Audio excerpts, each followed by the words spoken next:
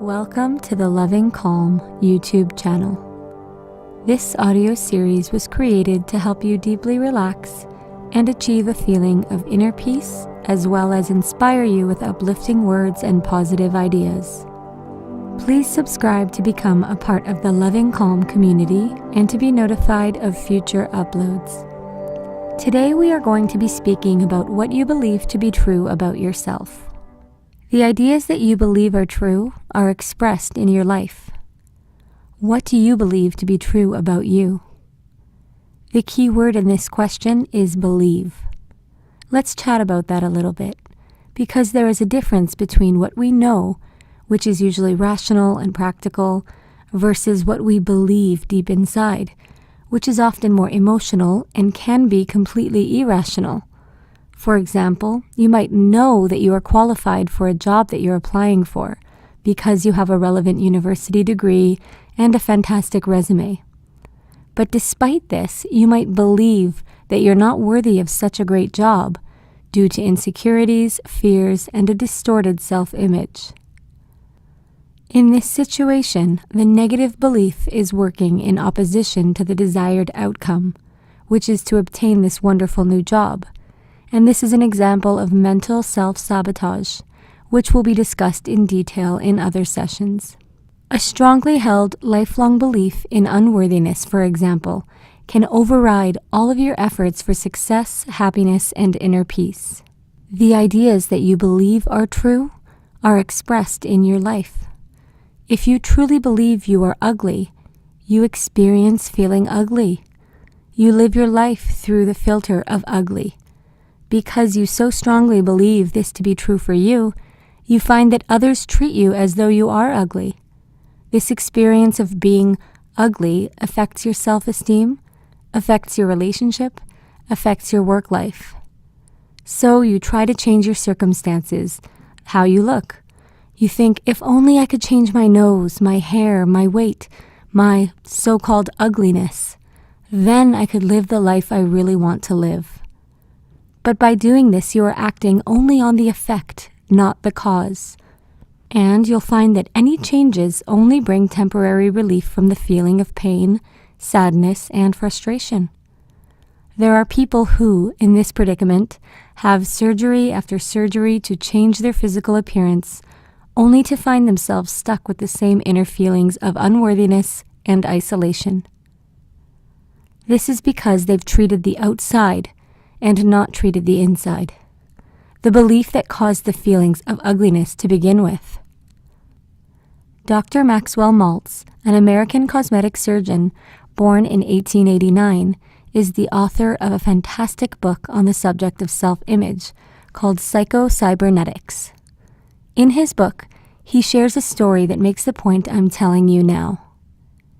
He tells of two young men who have a similar facial scar. One man is completely devastated, quits his job because of embarrassment, feels like everyone is looking at him in disgust and judging him. He becomes a recluse and doesn't want to leave the house. His entire personality has changed as a result of this scar. The other man, with almost the exact same facial scar, who got it in a fight in which he won, wore his scar as a badge of honor.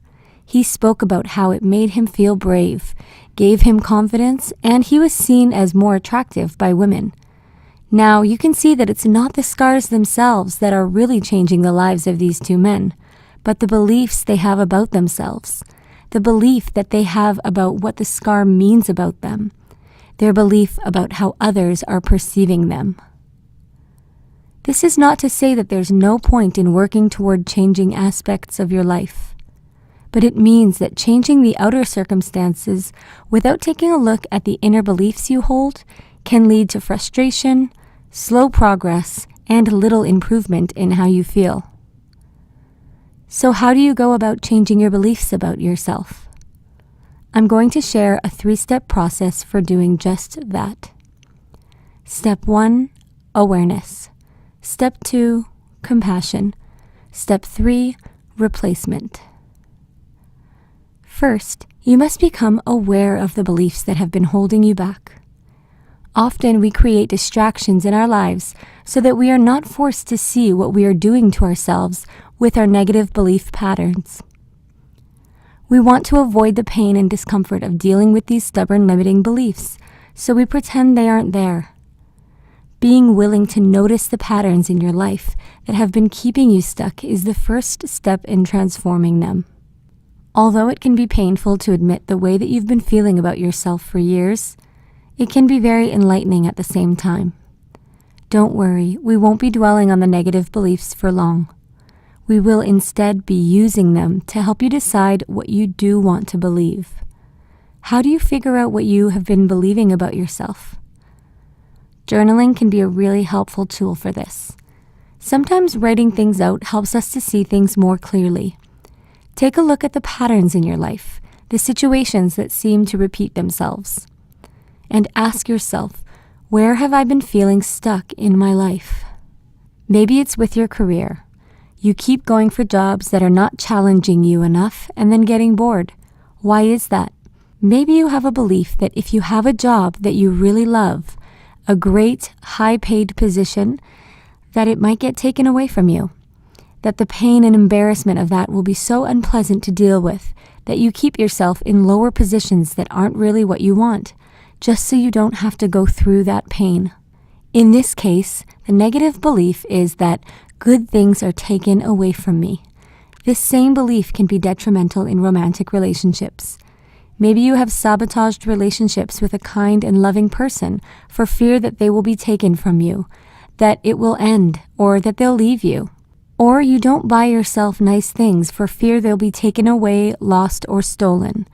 This belief, this fear of getting something good, whether it's a job, a lover, or a physical object like an expensive handbag, and then having it taken from you, is so painful that you keep yourself from experiencing it at all.